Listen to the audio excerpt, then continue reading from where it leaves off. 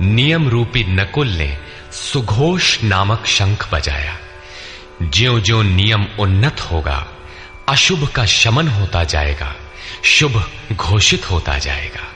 सत्संग रूपी सहदेव ने मणि पुष्पक शंख बजाया। मनीषियों ने प्रत्येक श्वास को बहुमूल्य मणि की संज्ञा दी है। हीरा जैसी श्वासा बातों में बीती जाए। एक सत्संग तो वो है जो आप सत्पुरुषों की वाणी से सुनते हैं, किंतु यथार्थ सत्संग आंतरिक है। श्री कृष्ण के अनुसार आत्मा ही सत्य है, सनातन है। चित्त सब ओर से सिमटकर आत्मा की संगत करने लगे, यही वास्तविक सत्संग है। ये सत्संग चिंतन, ध्यान और समाधि के अभ्यास से संपन्न होता है। ज्यों-ज्यों सत्य के सान्निध्य में सुरत टिकती जाएगी, त्यों-त्यों एक-एक श्वास पर नियंत्रण मिलता जाएगा। मन सहित इंद्रियों का निरोध होता जाएगा। जिस दिन सर्वथा निरोध होगा, वस्तु प्राप्त हो जाएगी। वाद्य यंत्रों की तरह चित्त का आत्मा के स्वर में स्वर मिलाकर संगत करना ही सत्संग है। बाह्य मणि कठोर है, किंतु श्वास मणि पुष्प से भी कोमल है। पुष्प तो विकसित होने या टूटने पर कुम्हलाता है, किंतु आप अगले श्वास तक जीवित रहने की गारंटी नहीं दे सकते। किंतु सत्संग सफल होने पर प्रत्येक श्वास पर नियंत्रण दिलाकर परम लक्ष्य की प्राप्ति करा देता है। इसके आगे पांडवों की कोई घोषणा नहीं है, किंतु प्रत्येक साधन कुछ न कुछ निर्मलता के पथ में दूरी तय करता है। आगे कहते हैं,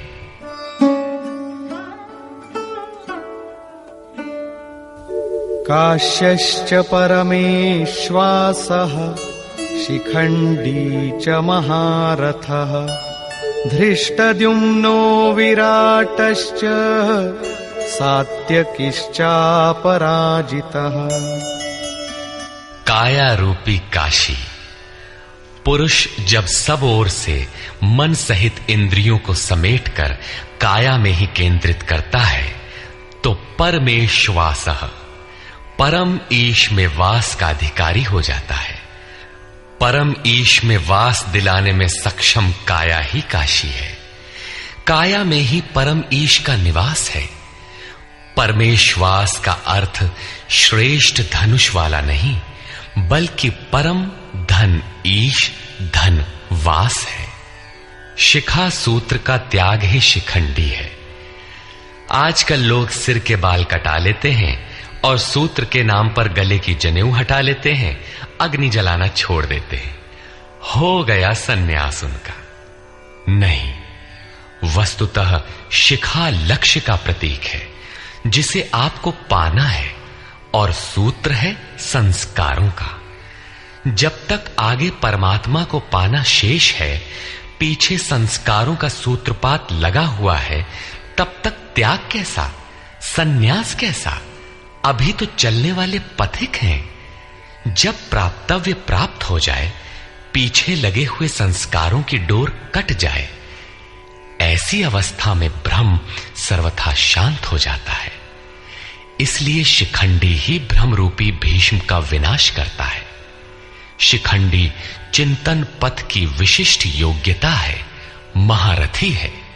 धृष्टद्युम्न दृढ़ और अचल मन तथा विराटः सर्वत्र विराट ईश्वर का प्रसार देखने की क्षमता इत्यादि दैवी संपद के प्रमुख गुण हैं।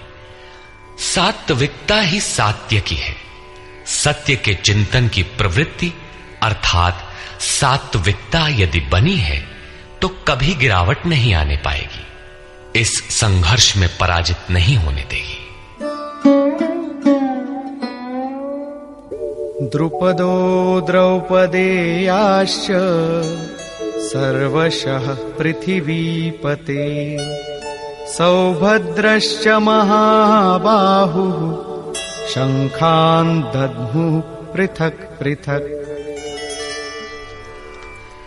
अचल पददायक द्रुपद, और ध्यान रूपी द्रौपदी के 5 पुत्र सहृदयता, वात्सल्य, लावण्य, सौम्यता इत्यादि साधन में महान सहायक महारथी है तथा बड़ी भुजा वाला अभिमन्यु, इन सब ने पृथक पृथक शंख बजाए। भुजा कार्यक्षेत्र का प्रतीक है। जब मन भय से रहित हो जाता है तो उसकी पहुंच दूर तक हो जाती है। हे राजन, इन सब ने अलग अलग शंख बजाए। कुछ न कुछ दूरी सभी तय कराते हैं। इनका पालन आवश्यक है, इसलिए इनके नाम गिनाए। इसके अतिरिक्त कुछ दूरी ऐसी भी है जो मन बुद्धि से परे है। भगवान स्वयं ही अंतःकरण में विराज कर तय कराते हैं। इधर दृष्टि बनकर आत्मा से खड़े हो जाते हैं और सामने स्वयं खड़ा होकर अपना परिचय करा लेते हैं। सघोषोधार्तराष्ट्राणाम् हृदयानि व्यदारयत् नभश्च पृथिवीं चैव तुमुलो व्यनुनादयन्। उस घोर शब्द ने आकाश और पृथ्वी को भी शब्दायमान करते हुए धृतराष्ट्र पुत्रों के हृदय विदीर्ण कर दिए। सेना तो पांडवों की ओर भी थी, किंतु हृदय विदीर्ण हुए धृतराष्ट्र पुत्रों के। वस्तुतः पांचजन्य दैवी शक्ति पर आधिपत्य, अनंत पर विजय, अशुभ का शमन और शुभ की घोषणा धारावाही होने लगे तो कुरुक्षेत्र आसुरी संपद, बहिर्मुखी प्रवृत्तियों का हृदय विदीर्ण हो जाएगा। उनका बल शनैः शनैः क्षीण होने लगता है। सर्वथा सफलता मिलने पर मोहमयी प्रवृत्तियां सर्वथा शांत हो जाती हैं।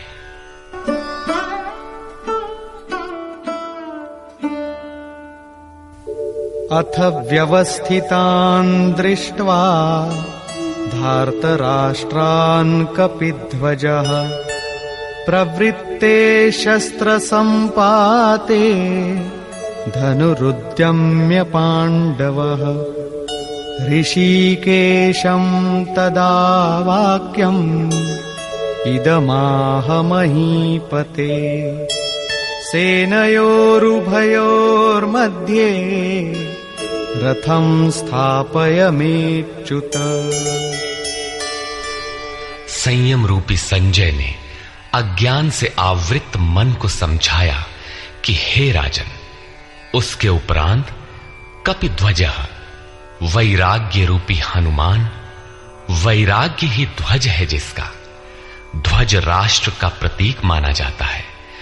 कुछ लोग कहते हैं ध्वजा चंचल थी, इसलिए कपिध्वज कहा गया, किंतु नहीं, यहां कपि साधारण बंदर नहीं, स्वयं हनुमान थे, जिन्होंने मान अपमान का हनन किया था। सममान निरादर आदरहीन। प्रकृति की देखी सुनी वस्तुओं से, विषयों से राग का त्याग ही वैराग्य है। अतः वैराग्य ही जिसकी ध्वजा है, उस अर्जुन ने व्यवस्थित रूप से धृतराष्ट्र पुत्रों को खड़े देखकर शस्त्र चलने की तैयारी के समय धनुष उठाकर ऋषिकेशम, जो हृदय के सर्वस्व ज्ञाता है, उन योगेश्वर श्री कृष्ण से ये वचन कहा, हे अच्युत, जो कभी च्युत नहीं होता, मेरे रथ को दोनों सेनाओं के बीच खड़ा करिए।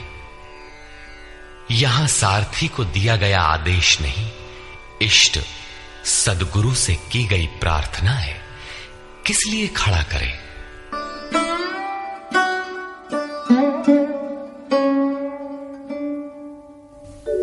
यावदेतान्निरीक्षेऽहम् योद्धुकामानवस्थितान् कैर्मया सह योद्धव्यम् अस्मिन् रणसमुद्यमे।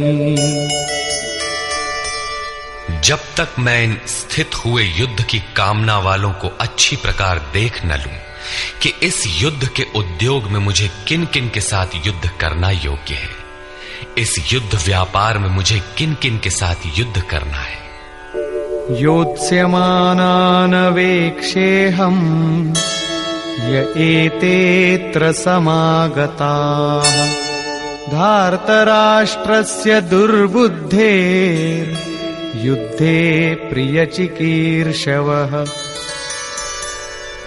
दुर्बुद्धि दुर्योधन का युद्ध में कल्याण चाहने वाले जो जो ये राजा लोग इस सेना में आए हैं, उन युद्ध करने वालों को मैं देखूंगा, इसलिए खड़ा करें। मोह रूपी दुर्योधन, मोहमयी प्रवृत्तियों का कल्याण चाहने वाले जो जो राजा इस युद्ध में आए हैं, उनको मैं देख लूं। संजय उवाच।